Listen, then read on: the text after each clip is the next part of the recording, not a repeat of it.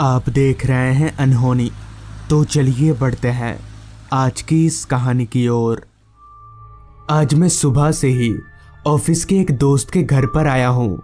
उसका घर दूसरे शहर में है, जहाँ आने के लिए मुझे ट्रेन का सहारा लेना पड़ा। मेरा दोस्त रवि इस घर पर अकेला रहता है, क्योंकि गांव में खेती बाड़ी होने के कारण उसका सारा परिवार गांव में ही रहता है। खैर, रवि से बात करते करते हमें वक्त का पता ही नहीं चला कि कब रात हो गई। फिर जब मैंने अपनी निगाहें घड़ी की ओर घुमाई तो वक्त हो रहा था रात के 8 बजे का। वक्त देखकर एक पल को तो मैं चौंक गया, क्योंकि मुझे आज किसी भी हाल पर अपने घर लौटना है। जिस पर मैंने रवि से कहा, भाई अब मैं निकलता हूँ, अगर और रुका तो आखिरी ट्रेन भी मिस हो जाएगी। इस पर रवि ने कहा, अरे आज यहीं रुक जा, कल चले जाना। जिसके बाद मैंने रवि को बताया कि कल मुझे कितना ज़रूरी काम है, क्योंकि कल मुझे अपने पिताजी को लेकर एक डॉक्टर के पास जाना है और उस डॉक्टर का अपॉइंटमेंट मुझे बहुत मुश्किल से मिला है। घर से निकलते वक्त रवि ने मुझे एक छाता दिया और कहा, छाता अपने पास रख, बाहर मौसम काफ़ी ख़राब है। जिसके बाद मैं घर से निकलकर स्टेशन की तरफ चलता बना। घर से बाहर कदम रखते ही काफ़ी तेज चल रही हवाओं ने मुझे ये बता दिया कि बारिश आने वाली है, तो मैं जल्दी जल्दी स्टेशन की तरफ आगे बढ़ने लगा। रवि के घर से स्टेशन पैदल चलकर जाने में करीब 1 घंटे का वक्त लगने वाला था, मगर मेरे पास उतना वक्त नहीं था कि मैं पैदल जा सकूं, क्योंकि आखिरी ट्रेन रात के 9 बजे की थी। तो मैं चलते चलते अपनी नज़रों को इधर उधर घुमाकर किसी सवारी को भी ढूंढने लगा, लेकिन रास्ता पूरी तरह से वीरान था। दूर दूर तक मेरे अलावा मुझे और कोई भी दिख नहीं रहा था। अभी मैं चल ही रहा था कि तभी बारिश शुरू हो गई, वो भी मूसलाधार। खैर, भला तो हो रवि का, जिसने मुझे पहले ही एक छाता दे दिया था, जो अभी मेरी काफ़ी काम आ रहा है। उस छाते की मदद से अभी मैं आगे बढ़ ही रहा था कि तभी मुझे पीछे की ओर से किसी गाड़ी की आवाज़ सुनाई पड़ी। उस आवाज़ को सुनकर जब मैं पीछे मुड़ा तो थोड़ी दूर से चलकर एक ऑटो मेरी ही तरफ आ रहा था। उस ऑटो को देखकर मुझे काफ़ी खुशी महसूस हुई। उस ऑटो के सामने आते ही मैंने हाथ दिखाकर उस ऑटो वाले को ऑटो रोकने का इशारा किया, तो उसने भी ऑटो को ठीक मेरे पास रोका और मुझसे बोला, क्या बात है भाई साहब, कहाँ जाना है आपको? तो इस पर मैंने बोला, मुझे रेलवे स्टेशन जाना है, आप मुझे वहाँ छोड़ देंगे? इस पर उस ऑटो वाले ने सीधा ना करते हुए कहा, नहीं नहीं भाई साहब, मैं इतनी रात को इस बारिश में उधर नहीं जाऊँगा। ऑटो वाले की ये बात मुझे थोड़ी हैरान करने वाली लगी, क्योंकि रवि भी मुझे बार बार रात के वक्त स्टेशन की ओर ना जाने की हिदायत दे रहा था, और अब ये ऑटो वाला भी स्टेशन की ओर जाने से मना कर रहा है। आखिर माजरा क्या है? फिर मैंने उस ऑटो वाले को अपनी सारी परेशानी बताई और ज़्यादा पैसों का लालच भी दिया, तो वो ऑटो वाला चलने को मान गया और मेरे ऑटो में बैठते ही उसने ऑटो भगाना शुरू कर दिया। मगर बारिश अब और काफ़ी तेज हो गई थी। एक तो घना अंधेरा, ऊपर से तेज छमछमाती बारिश, जिस कारण ऑटो वाले को ऑटो चलाने में काफ़ी मुसीबतों का सामना करना पड़ रहा था। और तो और उस ऑटो वाले के ऑटो का वाइपर भी ठीक से काम नहीं कर रहा था। मैंने उस ऑटो वाले को आखिरी ट्रेन का समय बताते हुए ऑटो को और तेज भगाने को कहा, तो उस ऑटो वाले ने ऑटो की रफ्तार और बढ़ा दी। कुछ देर काफ़ी रफ्तार के साथ ऑटो चलने के बाद पता नहीं उस ऑटो वाले को क्या हुआ, जो उसने एकदम से ऑटो रोक दिया।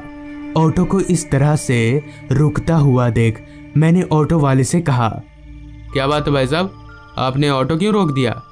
इस पर उस ऑटो वाले ने कहा, वो आगे काफ़ी बारिश की वजह से नाला पूरी तरह से भर गया है, ऑटो आगे नहीं जा पाएगी। ऑटो वाले के इतना बोलने पर मैंने जब ऑटो से झांक कर आगे देखा तो सच में आगे नाला काफ़ी भर चुका था और ऑटो उस नाले को पार नहीं कर सकती थी। खैर, अब किया भी क्या जा सकता था। मैंने उस ऑटो वाले को आधे पैसे दिए और वापस से पैदल स्टेशन की तरफ चलता बना। अब बस 9 बजने में 10 मिनट ही बाकी थे, तो मैं चल कम और दौड़ ज़्यादा रहा था। कुछ दूर चलने के बाद मुझे एक मोड़ दिखा। उस मोड़ के करीब आकर मैं काफ़ी कंफ्यूज हो गया कि मुझे किधर जाना है, दाएं या बाएं, क्योंकि मैं पहली बार यहाँ आया था, वो भी आते वक्त ऑटो से आया था, इसलिए मैंने रास्ते पर उतना ध्यान नहीं दिया। और मुझे कहाँ पता था कि मैं इतनी बड़ी मुसीबत में फंस जाऊंगा। तभी मैंने एक बार रवि को कॉल करने के लिए अपना फ़ोन निकाला, मगर जैसे ही मैंने जेब से फ़ोन निकाला तो पता नहीं कैसे मेरा फ़ोन स्विच ऑफ हो गया था।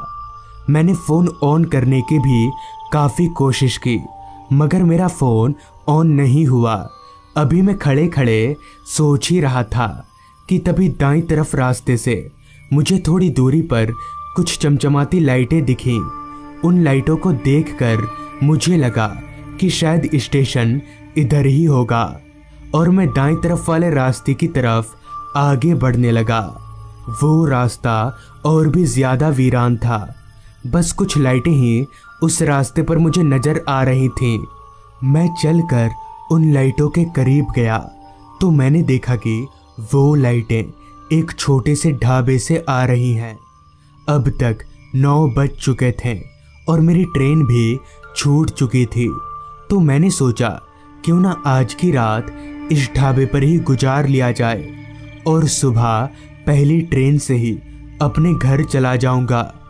ये सोचकर मैं उस ढाबे पर गया तो वहाँ कई सारे लोग बैठकर खाना खा रहे थे।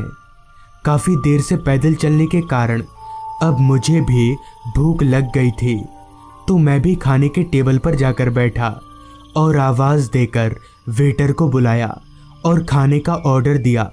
तो सबसे पहले वेटर ने मुझे 1 गिलास पानी लाकर दिया। प्यास तो मुझे काफ़ी तेज लगी थी, तो वेटर के गिलास रखकर जाते ही मैंने गिलास उठाकर पानी पिया। तो मेरे पानी पीते ही उस पानी में से एक अजीब सी गंध आने लगी।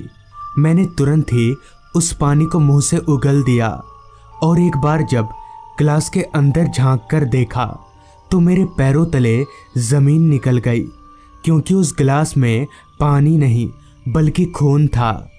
तो मैंने चिल्लाकर वेटर को बुलाया तो वेटर मेरा खाना लेकर मेरी ही तरफ आ रहा था। उसके आते ही मैंने उससे उस खून वाले गिलास के बारे में पूछा तो वो ज़ोर ज़ोर से हंसने लगा और बोला, हाँ ये खून है, और वो भी इंसान का खून। उस वेटर के इतना बोलते ही उस ढाबे पर बैठे सारे लोग डरावनी सी मुस्कुराहट लेकर मेरी तरफ देखने लगे, मगर सारे लोग एक साथ मुस्कुराकर मेरी तरफ क्यों देख रहे हैं। अभी मैं ये सोच ही रहा था कि तभी उस वेटर ने खाने के ऊपर ढका प्लेट हटा दिया। तो उस प्लेट के हटते ही मैं ज़ोर ज़ोर से कांपने लगा, क्योंकि उस प्लेट के हटते ही उसके अंदर से एक इंसानी कटा हुआ सर निकला। इस दृश्य को देखकर अभी मैं कांप ही रहा था कि तभी वहाँ मौजूद वेटर समेत सभी लोगों का चेहरा एकदम से बदल गया और उन सभी का चेहरा जला हुआ दिखाई पड़ने लगा। तभी उस वेटर ने भारी सी आवाज़ में उस कटे हुए सर को दिखाते हुए कहा, ये भी तुम्हारी तरह कल यहाँ आ गया था और अब तुम्हारा भी यही हाल होगा। अभी उस वेटर ने इतना कहा ही था कि तभी वहाँ मौजूद सभी भूत मेरी तरफ बढ़ने लगे। ये सब क्या हो रहा है ये तो मैं नहीं जानता था, मगर मैं इतना ज़रूर जानता था कि अगर मैं यहाँ रुका तो मेरी मौत पक्की है। इसलिए मैंने बिना देरी किए सर पर दौड़ लगा दी और वहीं रुका जहाँ मुझे कुछ लोगों की भीड़ दिखी। मैंने जब उन लोगों को पूरी बात बताई तब उन्होंने कहा, दरअसल कुछ साल पहले उस रेस्टोरेंट में आग लग गई थी, जिससे बहुत से वेटर और बहुत से लोग जो उस वक्त वहाँ मौजूद थे वो जलकर मारे गए और तब से उनकी आत्मा वहीं भटकती है। तो दोस्तों, ये थी आज की कहानी। अगर आपको ये कहानी अच्छी लगी हो तो चैनल को ज़रूर सब्सक्राइब कर लें। तो मैं आपका दोस्त आर्यन जल्द ही मिलूँगा आपसे ऐसी ही एक कहानी के साथ।